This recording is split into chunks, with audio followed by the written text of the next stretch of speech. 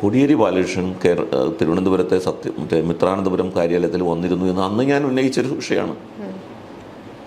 ഇപ്പോൾ കേരളത്തിലെ രാഷ്ട്രീയം, ഇപ്പോൾ വയലാർ, അന്ന് ഞാൻ പറഞ്ഞ മറ്റൊരു കാര്യം, വയലാർ രവി എളമക്കര കാര്യാലയത്തിൽ വന്നിട്ടുണ്ട് RSSന്റെ സഹായം തേടിയിട്ട്.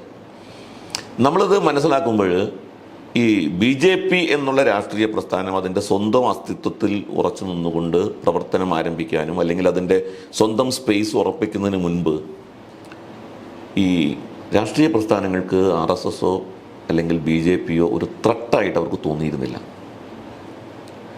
BJP ഇവരുടെയൊക്കെ സ്പേസ് ഒക്യുപ്പൈ ചെയ്യാൻ തുടങ്ങിയതോടുകൂടിയിട്ടാണ് BJPയെ ഭയപ്പെടേണ്ടതുണ്ട്, അകറ്റി നിർത്തേണ്ടതുണ്ട് എന്നൊരു തോന്നൽ ഇവർക്ക് വരികയും വലിയ ശത്രുത BJPയോടും സംഘപരിവാർ പ്രസ്ഥാനങ്ങളോടും ഒക്കെ ഇവർക്ക് ഉണ്ടായി. അതിനു മുൻപ് ഇവരൊക്കെ RSSുമായി പല സന്ദർഭങ്ങളിൽ സഹകരിക്കുകയും ബന്ധപ്പെടുകയൊക്കെ ചെയ്തിട്ടുള്ള ആൾക്കാരാണ്.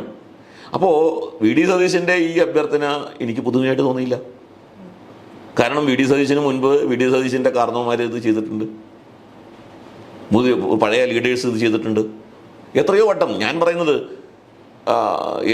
91 കോലീബി സഖ്യം എന്ന് പറയപ്പെടുന്ന സംഭവം മുസ്ലിം ലീഗല്ലേ BJPയുമായിട്ട് ചേരാൻ തയ്യാറായത്. സത്യത്തിൽ ആലോചിച്ച് നോക്കിയേ, മുസ്ലിം ലീഗ്, ഇന്നിപ്പോൾ മുസ്ലിം ലീഗ് എന്ന് പറയുന്ന പ്രസ്ഥാനം, അതായത് വടകരയിൽ മാധവൻകുട്ടിയും ബേപ്പൂര് രത്നസിംഗും അല്ലെങ്കിൽ വൈസ് വേഴ്സ രണ്ടുപേരും അങ്ങോട്ടും നിന്നത് എങ്ങനെയാണ് അതെല്ലാവർക്കും അറിയാമല്ലോ.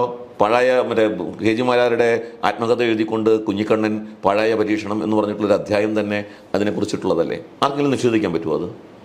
അപ്പോൾ അങ്ങനെയുള്ള സഹകരണം ഉണ്ടായിട്ടുണ്ടെന്ന്. ആ സഹകരണം രാഷ്ട്രീയത്തിൽ തെറ്റില്ല എന്ന് പറയുന്ന ഒരാളാണ് ഞാൻ.